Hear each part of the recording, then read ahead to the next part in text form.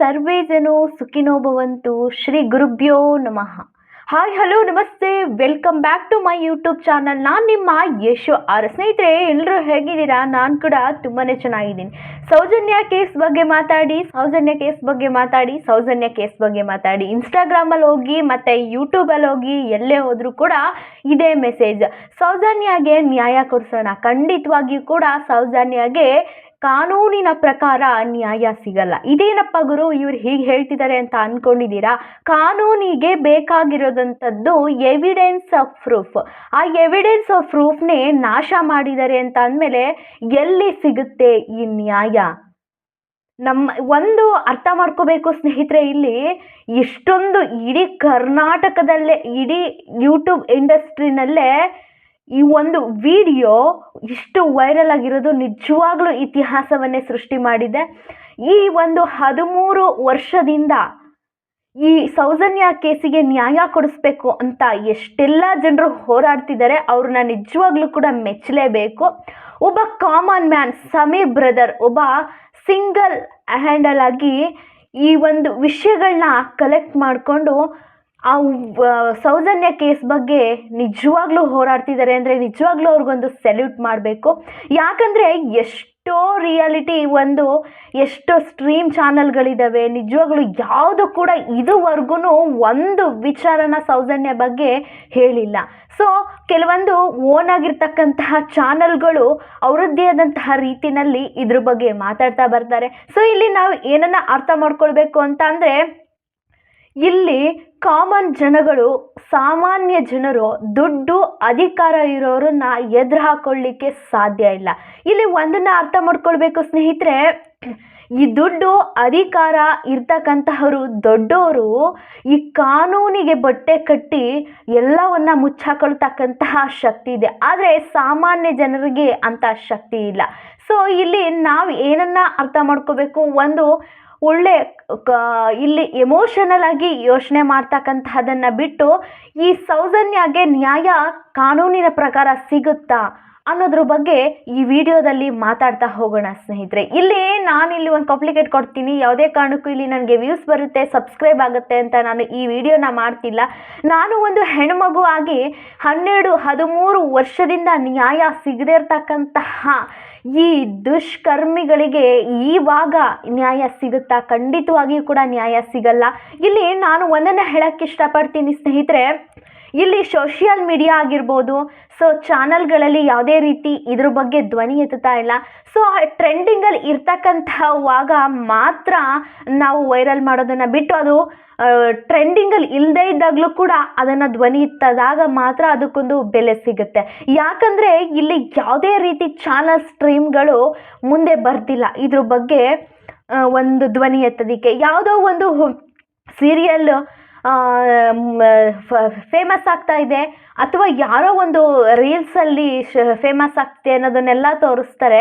So ಇಲ್ಲಿ ಒಂದು ಹೆಣ್ಮಗುಗೆ ನಮ್ಮ ದೇಶ ಇಂಥ ದುಸ್ಥಿತಿಗೆ ಹೋಗ್ತಿದೆ, ಅಂಥ ದುಸ್ಥಿತಿನ ಯಾವ ರೀತಿ ನಾವು ಕಾಪಾಡ್ಕೊಳ್ಬೇಕು, ಯಾವ ರೀತಿ ಜನಸಾಮಾನ್ಯರ ಕಾಮನ್ ಮ್ಯಾನ್ಗಳಿಗೆ ಇಲ್ಲಿ ಒಂದು ಒಳ್ಳೆ ರೀತಿ ಭವಿಷ್ಯನೇ ಸಿಗ್ತಾ ಇಲ್ಲ, ಆ ಭವಿಷ್ಯನ ನಾವು ಯಾವ ರೀತಿ ರೂಪಿಸ್ಕೊಂಡು ಹೋಗಬೇಕು ಅನ್ನೋದ್ರ ಬಗ್ಗೆ ಡಿಸೈಡ್ ಮಾಡೋಕ್ಕಾಗ್ತಾ ಇಲ್ಲ. ಸೊ ಆ ಡಿಸೈಡನ್ನು ನಮ್ಮ ಜನಗಳಿಂದನೇ ತಗೊಂಡಿರ್ತಾರೆ ಅವರು, ದೊಡ್ಡೋರು. ಇಲ್ಲಿ ಆ ವಿಡಿಯೋದಲ್ಲಿ ಒಂದು ವಿಷಯ ಬರುತ್ತೆ, ಕೆಲವೊಂದಷ್ಟು ಜನ ಜಾತಿ ಧರ್ಮ ಅಂತ, ಹಿಂದೂ ಮುಸ್ಲಿಂ ಅಂತ ಮಾತಾಡ್ತಿದ್ದಾರೆ, ಇನ್ನೊಂದಷ್ಟು ಜನ ದೇವಸ್ಥಾನದ ಬಗ್ಗೆ ಮಾತಾಡ್ತಿದ್ದಾರೆ, ಇನ್ನೊಂದಷ್ಟು ಜನ ಗೌಡ್ರು ದೊಡ್ಡೋರು ಅಂತ ಮಾತಾಡ್ತಿದ್ದಾರೆ. ಆ ವಿಡಿಯೋದಲ್ಲಿ ಕ್ಲಿಯರ್ ಆಗಿ ಅರ್ಥ ಆಗುತ್ತೆ ಸ್ನೇಹಿತರೆ, ಅಲ್ಲಿ ದೊಡ್ಡೋರು ಗೌಡ್ರು ಅಂತ ಅಂದರೆ ಅಲ್ಲಿ ಜಾತಿ ಬರಲ್ಲ, ಊರಿಗೆ ದೊಡ್ಡೋರು ಅನ್ನೋದನ್ನ ಬಳಸಿರ್ತಾರೆ. ಮತ್ತು ಅಲ್ಲಿ ಒಂದು ದೇವಸ್ಥಾನ, ಒಂದು ಪ್ಲೇಸನ್ನು ಇನ್ವಾಲ್ವ್ ಮಾಡಿರ್ತಾರೆ. ಆ ಕಥೆ ರೂಪದಲ್ಲಿ ಏನೆಲ್ಲ ಇದೆ ಅದನ್ನು ಅವರು ಇನ್ವಾಲ್ವ್ ಮಾಡಿ ಹೇಳಿರ್ತಾರೆ ಸಮೀರ್ ಅವರು. ಆ ವಿಷಯಗಳನ್ನ ಕಲೆಕ್ಟ್ ಮಾಡಿ ಅವರು ಡೈರೆಕ್ಟಾಗಿ ಹೆಸರು ಹೇಳ್ತಕ್ಕಂತಹ ಒಂದು ಹೆಸರು ಧರ್ಮಸ್ಥಳ ಆಗಿದೆ. ಓಕೆ, ಹೆಸರು ಧರ್ಮಸ್ಥಳ ಆಗಿರೋದ್ರಿಂದ ಧರ್ಮಸ್ಥಳ ಅಂತ ಅಂದನೆ ಪಾಕಿಸ್ತಾನ ಅಂತ ಅನ್ನಕ್ಕಾಗುತ್ತಾ?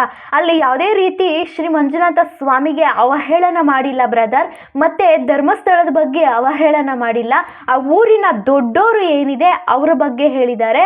ಮತ್ತೆ ಆ ಊರಿನ ಒಂದು ದೇವಸ್ಥಾನ ಇದೆ. ಜಾತಿ ಧರ್ಮ ಅನ್ನೋದು ಎಲ್ಲಿದೆ ಸ್ವಾಮಿ? ಈ ಜಾತಿ ಧರ್ಮ ಅನ್ನೋದು ಎಲ್ಲಿದೆ? ಒಂದು ನಿಮಿಷ ನನಗೆ ಹೇಳಿ. ಗಂಡು ಹೆಣ್ಣು ಅನ್ನೋದು ಒಂದು ಜಾತಿ ಬಿಟ್ರೆ ಈ ಪ್ರಪಂಚದಲ್ಲಿ ತಪ್ಪಾಗಿ ತಿಳಿಬೇಡಿ, ಯಾರಿಗೂ ಕೂಡ ಇಲ್ಲಿ ಯಾವುದೇ ರೀತಿ ಜಾತಿ ಭೇದ ಭಾವ ಇಲ್ಲ. ಆ ಮನುಷ್ಯನಿಗೆ ಹೊಟ್ಟೆ ಇಲ್ವಾ, ಕಣ್ಣಿಲ್ವಾ, ತಲೆ ಇಲ್ವಾ? ಎಲ್ಲರೂ ಇರಬೇಕಾಗಿ ಜಾಗದಲ್ಲೇ ಇದೆ ತಾನೇ. ಮತ್ತ್ಯಾಕೆ ಜಾತಿ ಧರ್ಮ ಅಂತ ಹೊಡೆದಾಡಿ ಕಿತ್ತಾಡ್ತೀರಾ? ಒಂದು ಧೈರ್ಯ ಮಾಡಿದರೆ, ಒಂದು ಆತ್ಮಾವಲೋಕನದಿಂದ ಆ ಒಂದು ಹುಡುಗಿಗೆ ನ್ಯಾಯ ಸಿಗೋದಕ್ಕೋಸ್ಕರ ಭಗವಂತ ಒಂದು ಕಣ್ಣನ್ನು ತೆರೆಸಿದ್ದಾರೆ. ನಿಜವಾಗ್ಲೂ ಇಲ್ಲಿ ನ್ಯಾಯ ಸಿಗೋದಿಲ್ಲ. ಒಂದು ಅರ್ಥ ಮಾಡ್ಕೊಳ್ಬೇಕಂತ ಅಂದರೆ, ಇಲ್ಲಿ ಯಾವುದೇ ಕಾರಣಕ್ಕೂ ಕಣ್ಣಿಗೆ ಸಾಕ್ಷ್ಯಗಳನ್ನ ಆಲ್ರೆಡಿ ನಾಶ ಮಾಡಾಗೋಗಿದೆ. ಆ ಸಾಕ್ಷಿಗಳು ಇದ್ರೇನೆ ಅಲ್ಲಿ ಯಾರೋ ಒಬ್ಬ ಹೋಗ್ಬಿಟ್ಟು ಸ್ವಾಮಿ ನನಗೆ ಇಂಥ ಒಂದು ಪ್ರಾಬ್ಲಮ್ ಆಗಿದೆ ಅಂತ ಹೇಳಿ ಅಲ್ಲಿ ಸಾಕ್ಷಿ ಪ್ರೂಫ್ಗಳನ್ನ ಕೊಟ್ಟರೆ ಮಾತ್ರ ಎವಿಡೆನ್ಸ್, ಕೋರ್ಟ್, ಕಾನೂನು ಅನ್ನೋದು ನಮಗೆ ಒಂದು ಜಡ್ಜ್ಮೆಂಟ್ ಕೊಡುತ್ತೆ. ಏನನ್ನೂ ಸಾಕ್ಷಿಗಳಿಲ್ಲದೆ ಇದ್ದಾಗ ಅದಕ್ಕೆ ನ್ಯಾಯ ಸಿಗಲ್ಲ. ಒಂದಂತೂ ಅರ್ಥ ಆಗುತ್ತೆ, ಯಾವುದೇ ಕಾರಣಕ್ಕೂ ಇಲ್ಲಿ ಸಾಕ್ಷಿಗಳನ್ನೆಲ್ಲ ನಾಶ ಮಾಡಿದ್ದಾರೆ. ಸಂತೋಷ್ ರಾವ್ ಅನ್ನೋದನ್ನ ಅಮಾಯಕನ ಹುಡುಗನನ್ನು 8 ವರ್ಷ ಕೊಡಬಾರ್ದ ಶಿಕ್ಷೆಯನ್ನು ಕೊಟ್ಟು ಒಂದು ಜೀವನ ತಾಯಿನ ಕಳೆದುಬಿಟ್ಟಿದ್ದಾರೆ. ಮತ್ತು ಅವನ ಭವಿಷ್ಯವನ್ನು ಕಳೆದಿದ್ದಾರೆ. ಆ 8 ವರ್ಷ ಮತ್ತೆ ಬರುತ್ತಾ? ಆ ಅಮಾಯಕ ಸಂತೋಷ್ ರಾವನ್ನು ಏನು ಮಾಡುತ್ತೆ? ಈ ಸೌಜನ್ಯ ಒಂದು ಕೇಸ್ ಒಂದೇ ಅಲ್ಲ ಸ್ನೇಹಿತರೆ, ತುಂಬ ಕೇಸುಗಳು ಈ ಥರ ನಮ್ಮ ದೇಶದಲ್ಲಿ ನಡೆದು ಹೋಗಿದ್ದಾವೆ. ಅಂತ ಬಂದಿರತಕ್ಕಂತಹ ಸಾಕ್ಷಿಗಳನ್ನ ಅದನ್ನು ಲ್ಯಾಬ್ಗೆ ಕೊಡೋದಕ್ಕಿಂತ ಮುಂಚೆನೇ ಪೊಲೀಸ್ನವರು ಅದನ್ನ ಸ್ನ್ಯಾಪ್ ಮಾಡ್ತಾರೆ. ಸೊ ಹಾಗಾಗಿ ಸಾಕ್ಷ್ಯಗಳೇ ಇಲ್ಲ ಅಂದಾಗ ಅವ್ರಿಗೆ ನ್ಯಾಯ ಕೊಡಿಸೋದು ಎಲ್ಲಿರುತ್ತೆ? ಇದರಿಂದ ಒಂದಂತೂ ಕ್ಲಿಯರ್ ಆಗುತ್ತೆ, ಯಾವುದೇ ರೀತಿ ನಮ್ಮ ಸೋಷಿಯಲ್ ಮೀಡಿಯಾ ಮತ್ತು ಯಾವುದೇ ರೀತಿ ಸೋಷಿಯಲ್ ಮೀಡಿಯಾ ಆಗಿರಲಿ, ಯಾವುದೇ ರೀತಿ ಆಗಿರಲಿ, ಧ್ವನಿ ಎತ್ತಿ ವಾಯ್ಸ್ ರೈಸ್ ಮಾಡಿದ್ರೆ ಯಾವುದೇ ರೀತಿ ನ್ಯಾಯ ಸಿಗಲ್ಲ. ಒಂದಂತೂ ಎಲ್ರಿಗೂ ಅರ್ಥ ಆಗುತ್ತೆ, ಇದರಿಂದ ಇಂತಹ ಒಂದು ಕೆಲಸ ಮಾಡೋದ್ರಿಂದ ಮುಂದೆ ಯಾರಿಗೂ ಕೂಡ ಇಂತಹದೊಂದು ಕೆಲಸ ಮಾಡ್ತಕ್ಕಂತಹ ಭಯ ಹುಟ್ಟುತ್ತೆ. ಸೊ ಸ್ನೇಹಿತರೆ, ಇವತ್ತಿನ ಆ ಸಿಸ್ಟಮ್ ಆಗಿದೆ. ನೀವು ಯಾವುದೇನೇ ಒಂದು ಗೌರ್ಮೆಂಟ್ ಪ್ಲೇಸ್ಗೆ ಹೋಗಿ ನಮ್ಮ ಕೆಲಸ ಆಗಬೇಕಂತ ಅಂದರೆ ದುಡ್ಡು ಇರಲೇಬೇಕು. ನಾವು ದುಡ್ಡು ಇಲ್ಲ ಅಂತ ಅಂದರೆ ಯಾವುದೇ ಕೆಲಸ ರೀತಿಗಳು ಇವತ್ತು ಆಗಲ್ಲ. ದುಡ್ಡು, ಅಧಿಕಾರ ಇದ್ರೆ ನಾವು ಏನನ್ನೂ ಬೇಕಾದ್ರೂ ಕೊಂಡ್ಕೊಳ್ಬೋದು, ಕಾನೂನು ಬೇಕಾದ್ರೂ ಕೊಂಡ್ಕೊಳ್ಬೋದು.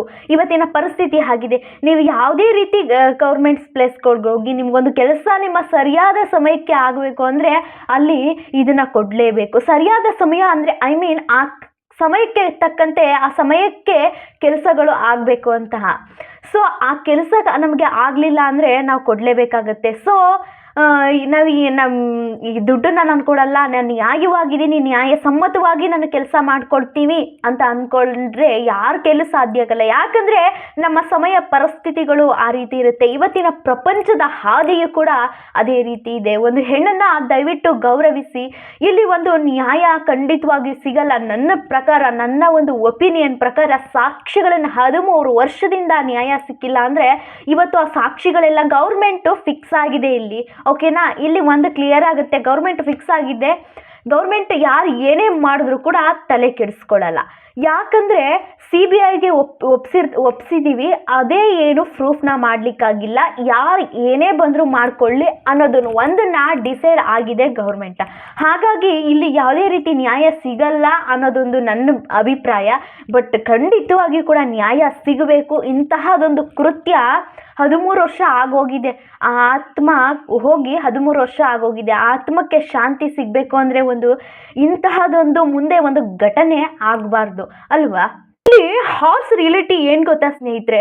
ಇಲ್ಲಿ ದುಡ್ಡಿರೋರು, ದೊಡ್ಡೋರು, ಪವರ್ ಇರೋರು ಕಾಮನ್ ಜನಗಳನ್ನು ಹೇಗೆ ಬೇಕು ಹಾಗೆ ಕೊಂಡ್ಕೊತಾರೆ. ಕಾನೂನನ್ನು ಹೇಗೆ ಬೇಕು ಹಾಗೆ ಕೊಂಡ್ಕೋತಾರೆ.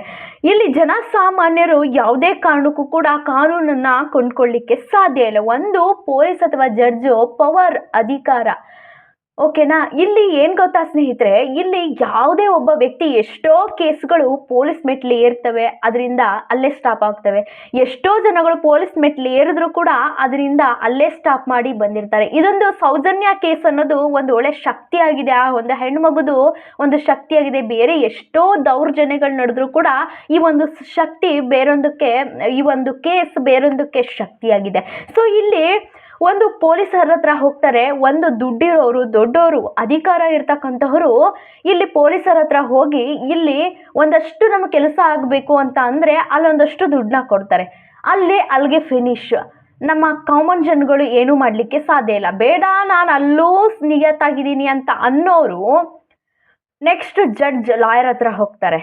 ಸೊ ಅಲ್ಲೂ ಫಿನಿಶ್. ಅಲ್ಲೂ ನನಗಾಗಲ್ಲ, ನಾನು ತುಂಬ ನ್ಯಾಯಸಮ್ಮತವಾಗಿದ್ದೀನಿ ಅಂತ ಅಂದರೆ ಮೂರನೇದು ಕೊನೆಯದಾಗಿ ಪವರ್ ಇರೋ ಹತ್ರ ಹೋಗ್ತಾರೆ. ಅಲ್ಲಿಗೆ ಕ್ಲೋಸ್. ಈ ಮೂರರಲ್ಲಿ ಯಾವುದಾದ್ರೂ ಒಂದು ಕೂಡ ಆಗುತ್ತೆ. ಈ ಜನ ಸಾಮಾನ್ಯರು ಯಾವುದೇ ಕಾರಣಕ್ಕೂ ಕೂಡ ಕಾನೂನನ್ನು ಕೊಂಡ್ಕೊಳ್ಳಿಕ್ಕೆ ಸಾಧ್ಯ ಇಲ್ಲ. ಈ ಯಾವುದೇ ರೀತಿ ಈ ಜೀವನದ ಅಡೆತಡೆಗಳನ್ನು ಎಲ್ಲ ರೀತಿಯ ಅಲ್ಲೋಲ ಕಲ್ಲೋಲ ಮಾಡ್ತಾ ಇದ್ದಾರೆ. ದಯವಿಟ್ಟು ಈ ಅಧಿಕಾರವನ್ನು ಒಂದು ಒಳ್ಳೆ ರೀತಿ ಮನುಷ್ಯರಲ್ಲಿ ಈ ಸೃಷ್ಟಿ ಮಾಡಿ. ನಿಮ್ಮಲ್ಲೂ ಕೂಡ ಒಂದು ಹೆಣ್ಮಗು ಅನ್ನೋದು ಇರುತ್ತೆ.